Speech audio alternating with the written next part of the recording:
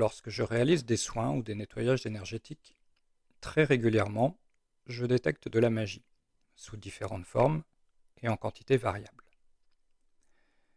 Généralement, les personnes sur qui ou chez qui j'en ai détecté me posent alors deux questions. Tout d'abord, la magie, qu'est-ce que c'est? Et ensuite, pourquoi j'en ai sur moi ou chez moi? De mon point de vue, la magie, quelle que soit sa forme, peut simplement se définir comme la manipulation de l'énergie subtile, cette énergie invisible à nos sens, purement physique. Faire de la magie, c'est donc manipuler l'énergie, ou du moins une quantité d'énergie, de la modeler, voire de la programmer, afin de lui donner une fonction particulière, un rôle, une action. Concrètement, pour manipuler l'énergie, il suffit de deux facteurs. Le premier, c'est d'être connecté à ces énergies. Or, absolument tout le monde y est connecté, certes à des niveaux différents. Et le second facteur, c'est d'émettre une volonté, une intention. Et cela pas nécessairement en la verbalisant. Une simple pensée peut suffire. Ainsi, dans les faits, absolument tout le monde fait de la magie.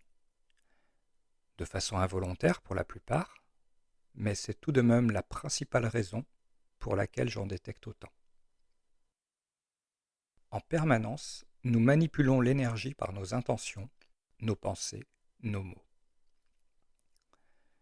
Bien évidemment, pratiquer volontairement la magie, de manière contrôlée et puissante, nécessite d'une part un niveau de connexion aux énergies bien supérieures, d'autre part une forte capacité à poser une intention claire et précise, mais surtout une foi inébranlable en la réussite du processus. Et l'on touche ici, il me semble, à un facteur critique hautement limitant à la pratique de la magie. Cette foi n'est pas une croyance, je ne crois pas que cela va marcher, je le sais. Or ceci est peut-être la partie la plus difficile de l'exercice.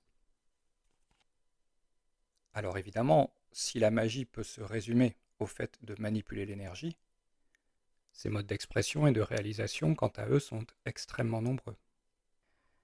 Des formes de magie, il en existe une multitude, qui dépendent du but recherché, du type d'approche, du type de pratique, des outils et supports utilisés, des croyances. Mais tout cela, ce sont des moyens, des facilitateurs, qui vont parler plus ou moins à quelqu'un, afin de l'aider à se connecter du mieux possible aux énergies, à poser plus intensément son intention, sa volonté, et à renforcer sa foi. Ces moyens ne créent pas la magie. La magie se crée, se réalise dans le lien entre la personne et les énergies, rien de plus. Il n'est donc pas nécessaire que quelqu'un nous jette un sort pour que nous, ou notre lieu de vie, soyons imprégnés de magie. Des petits paquets d'énergie, manipulés, modelés, programmés, nous en créons tous à longueur de temps. Alors, quitte à être tous un peu magiciens, peut-être à notre échelle, pouvons-nous participer à rendre le monde plus beau, plus magique. Je vous remercie pour votre écoute et vous dis à bientôt.